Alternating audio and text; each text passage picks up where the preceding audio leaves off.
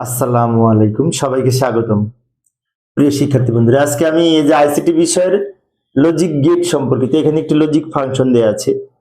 Logic ফাংশনের পরিপ্রেক্ষিতে আমাদের গেট কিভাবে অঙ্কন করতে হবে, লজিক সার্কিট কিভাবে অঙ্কন করতে হবে।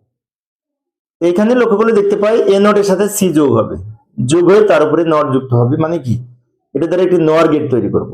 আবার বি এর সাথে ডি নট যোগ হবে, যোগ হয়ে তার উপরে নট হবে, তার মানে কি ওয়ারের উপরে নট, যোগের উপরে নট, এখানেও একটি নর গেট তৈরি করব। এই দুইটা নর গেট যে আউটপুট হবে তার সাথে এইটা আবার যোগ হবে, সবই যোগের গেট, তাই না? খালি এ কে নট করতে হবে আর ডি এর সাথে আবার নট যুক্ত করতে হবে। যাই সমাধানের চেষ্টা করি। প্রথমে এই যে এ একটা ইনপুট নিলাম, এর সাথে নট যুক্ত করে নিলাম, তাহলে এটা যদি বের হলো এটাকে এ নট বলতে পারি। আবার সি একটা ইনপুট নিলাম, এটা এ নট আর এটা সি, দুটো মিলে কি হয়েছে? যোগ হয়েছে, যোগের উপরে নট যুক্ত হয়েছে, যোগের জন্য অর গেট, আর অরের সাথে এই নট যুক্ত হয়েছে, তো নর গেট। আবার বি এর সাথে ডি নট যুক্ত করব, বি লাইন নিলাম, বি বি এর সাথে ডি নট, ডি নিব, এই যে ডি নিলাম, ডি এর সাথে এই নট যুক্ত করব। ভালো করে লক্ষ্য করি, বি এর সাথে ডি নট যোগ করে তারপরে নট হবে, তো বি তো সোজা নিলাম, বি এর সাথে নট নাই, কিন্তু ডি এর আলাদা নট আছে, তাই ডি এর মাথায় নট যুক্ত করে এখানে ডি নট হলো।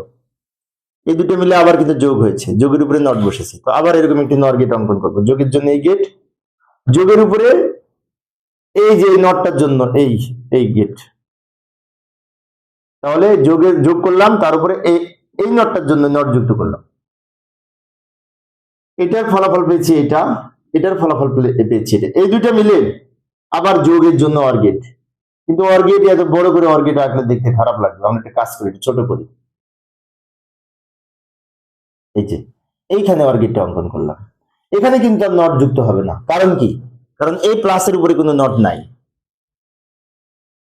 প্লাসের উপরে নট নাই, ফাঁকা, তো এখানে খালি প্লাসের জন্য অর গেট হবে। এই যে আউটপুটটা বের হলো এটা হচ্ছে এই টোটাল এক্স এর মান, এই আউটপুটটা বের হলো এটা হচ্ছে টোটাল এক্স এর মান, এই এক্স এর মান, এটার ফলাফল এইটা, এটার ফলাফল এটা, এই দুইটা মিলে যে প্লাস হয়েছে, প্লাস হয়েছে বলে অর গেট অঙ্কন করেছি। অর গেট প্লাসের জন্য বোঝায়, তাই না? যোগের কাজ করে। তো প্রিয় শিক্ষার্থী বন্ধুরা, এই ছিল আজকের আলোচনা। আমি শিক্ষার্থীদের অনুরোধে অল্প অল্প করে আলোচনা করি, যাতে শিক্ষার্থীরা বোরিং ফিল না করে। পরের ক্লাসটি দেখার আমন্ত্রণ রইল। খোদা হাফেজ।